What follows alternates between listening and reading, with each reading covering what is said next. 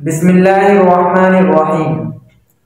15 শাবানে রোজা রাখা অর্থাৎ শবে বরাতে রোজা রাখা জায়েজ না বিদআত, এই বিষয়ে ইনশাআল্লাহ বিস্তারিত আলোচনা করব। তার পূর্বে আমরা একটি ভিডিও দেখে নিই। আমি মুমতাজুল ইসলাম আপনাকে চ্যালেঞ্জ করে বললাম, 15 শাবানে যারা রোজা রাখবে এইটার কারণেই তাদের জাহান্নাম।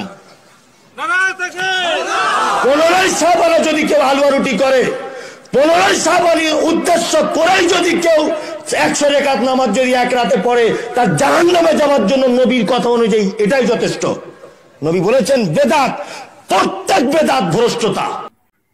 তো আমরা ভিডিওতে দেখলাম যে তিনি বললেন যে 15 শাবানে যে ব্যক্তি রোজা রাখবে অথবা হালুয়া রুটি তৈরি করবে তো সেই ব্যক্তি জাহান্নামে যাবে।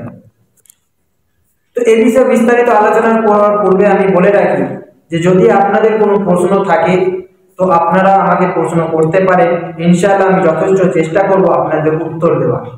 এবং প্রশ্ন করার জন্য আমার মেসেঞ্জার লিংক ডেসক্রিপশন বক্সে দেওয়া থাকবে, সেখান থেকে আপনারা প্রশ্ন করতে পারেন অথবা কমেন্ট বক্সের দ্বারা কমেন্ট করে আপনারা প্রশ্ন করতে পারেন। তো চলি যে 15 শাবানের ব্যাপারে ওলামারা কি বলেন বা হাদিস কি বলে 15 শাবানের ব্যাপারে। দেখুন, তার আগে আমি এটা বলে রাখি যে কোনো জিনিসকে হারাম সাবিত করতে গেলে তার একটা মজবুত নির্দিষ্ট দলিল থাকা দরকার।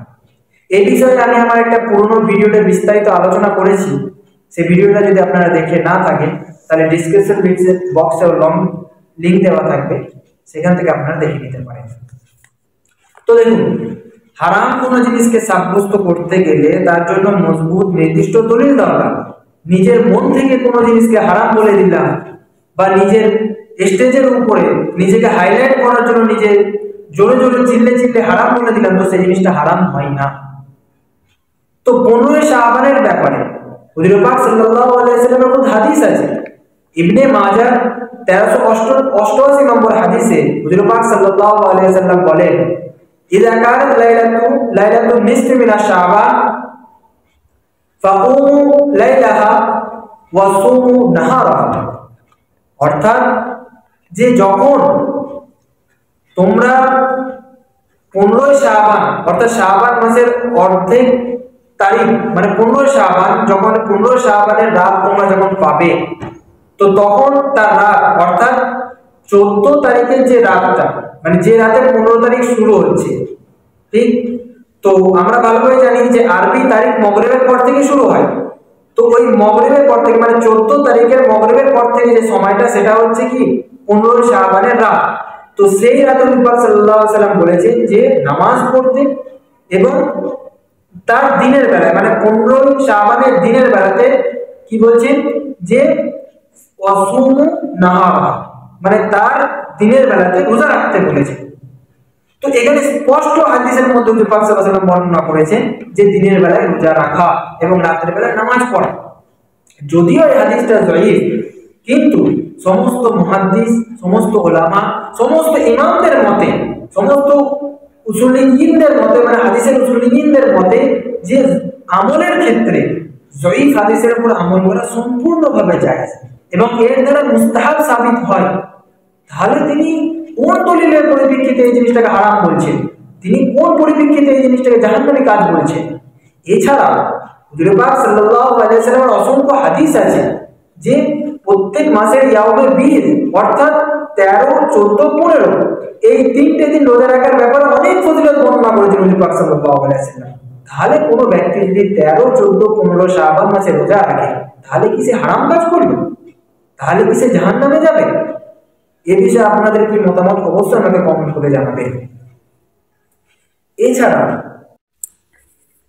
এছাড়াও হযরত আয়েশা রাদিয়াল্লাহু তাআলা আনহার ব্যাপারে রিওয়ায়াত আছে হাদিসের মধ্যে, তিনি বলেন যে আমি হুজুর পাক সাল্লাল্লাহু আলাইহি ওয়াসাল্লামকে এই শাবান মাসের মধ্যে মানে এই শাবান মাসে এতটা পরিমাণ হুজুর পাক সাল্লাল্লাহু আলাইহি ওয়াসাল্লাম রোজা রাখতেন যে রমজান মাস ছাড়া অন্য কোনো মাসে তিনি এতটা রোজা রাখতেন না। এর দ্বারাও সাবিত হচ্ছে যে হুজুর পাক সাল্লাল্লাহু আলাইহি ওয়াসাল্লাম এই শাবান মাসে রোজা রাখার ব্যাপারে কতটা গুরুত্ব দিয়েছেন। তাহলে তিনি কোন ভিত্তিতে এই শাবান মাসে রোজা রাখাকে তিনি মানে 15 শাবানের রোজা রাখাকে তিনি জাহান্নামী কাজ বলছেন। কিন্তু হ্যাঁ, এই যে এখান থেকে সাবিত হয়ে গেল যে রোজা রাখা যাবে 15 শাবানে, কিন্তু রাতের বেলা যে নামাজ পড়ার বিষয়ে আমরা অবশ্যই খেয়াল রাখি যে এই মসজিদে গিয়ে জামাত করে যে নামাজ পড়ার যে আমাদের তরিকা, এটা কোনো রকম ভাবে সাবিত নাই। জামাত করে নামাজ পড়া, তারপর হই হট্টগোল করা, এছাড়া হালুয়া রুটি এই সমস্ত জিনিসগুলো তৈরি করা, এই সমস্ত জিনিসগুলো অবশ্যই বিদআত। এর ব্যাপারে কোনো সন্দেহ নেই, কারণ এরকম ভাবে কোনো রিওয়ায়াত নেই। 15 শাবানে শুধুমাত্র আমাদের অর্থাৎ শবে বরাতের সময় করণীয় হচ্ছে যে যেটা হাদিসের মধ্যে বর্ণনা আছে যে তার রাতের বেলা আমল করা, কিন্তু নামাজ পড়া একই ভাবে জামাত করে নয়, এবং তার দিনের বেলায় রোজা রাখা। তো অবশ্যই আমরা এর উপর আমল করার চেষ্টা করি।